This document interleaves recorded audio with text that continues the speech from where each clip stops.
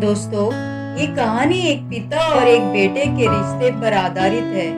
अक्सर बच्चे अपने माता पिता को ठीक से समझ नहीं पाते हैं और उन्हें गलत समझ बैठते हैं।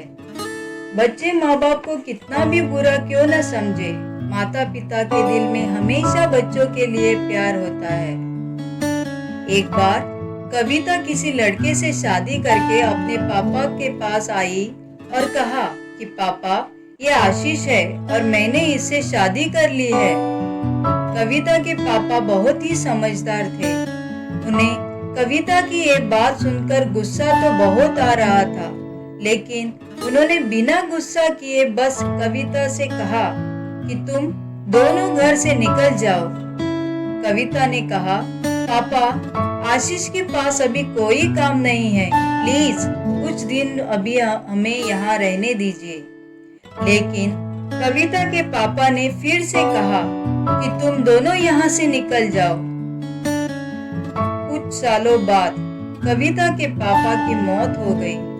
दुर्भाग्यवश आशीष ने भी कविता को छोड़ दिया था और कविता एक रेस्टोरेंट चलाकर अकेले ही अपने एक बेटे और बेटी का पालन पोषण कर रही थी।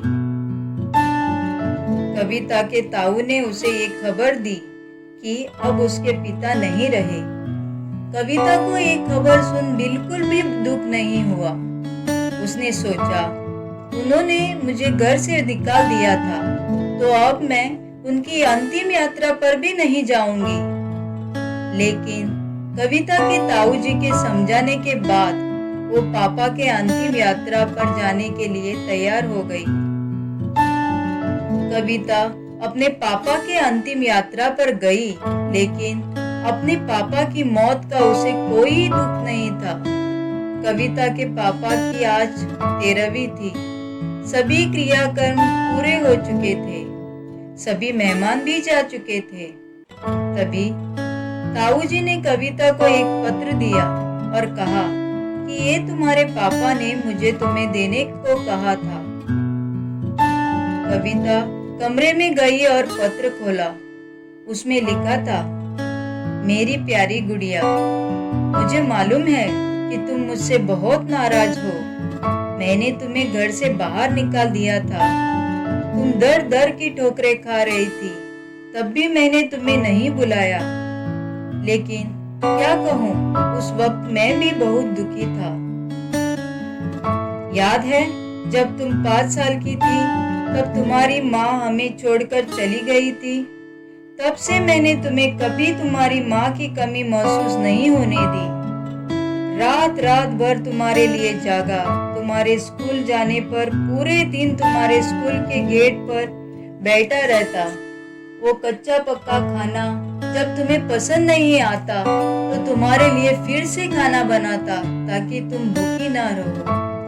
रात रात भर जब तुम पढ़ाई करती तो रात भर जागकर तुम्हें चाय बनाकर पिलाता। बड़े होने पर वो तुम्हारा छोटे कपड़े पहनना, शराब पीना, पार्टियों में जाना, इस सब चीजों में मैंने तुम्हारा साथ दिया। मेरे भी बड़े अरमान थे बेटी के तुम्हारे शादी में धूमधाम से करूं, लेकिन ऐसा नहीं हुआ।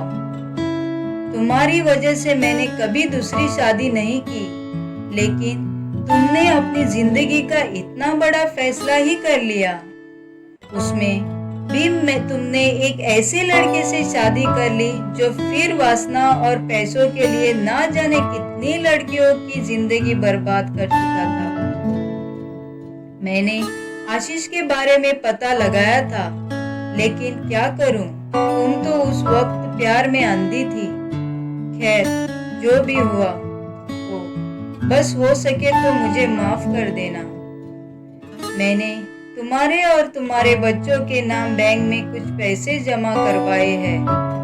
2-3 घर और कुछ जमीन के कागजात भी तुम्हारे नाम पर किया है। तुम्हारी माँ के गहने भी अलमारी में पड़े हैं। ये सब तुम्हारा ही है। तुम्हारा पापा। कविता की आंखों में आंसू थे। उसको बहुत रोना आ रहा था। कविता ने सारी बातें ताऊ जी को बताई। ताऊ जी ने कहा, कविता, जो पैसे मैंने तुम्हें घर और रेस्टोरेंट खोलने के लिए दिए थे, वो भी तुम्हारे पापा ने ही मुझसे दिलवाए थे। ये बात सुन तो जैसे अब कविता के दिल में एक तूफान सा उठ गया था। दोस्तों, इस कहानी से हमें यही सीख मिलती है कि बच्चे माँ बाप को छोड़ दे, लेकिन माँ पिताजी दूर होकर भी हमेशा अपने बच्चों के लिए फिक्रमंद रहते हैं। उनके मन से अपने बच्चों के लिए प्यार कभी कम नहीं होता है। इसलिए हमेशा अपने माता पिता का आदर करें।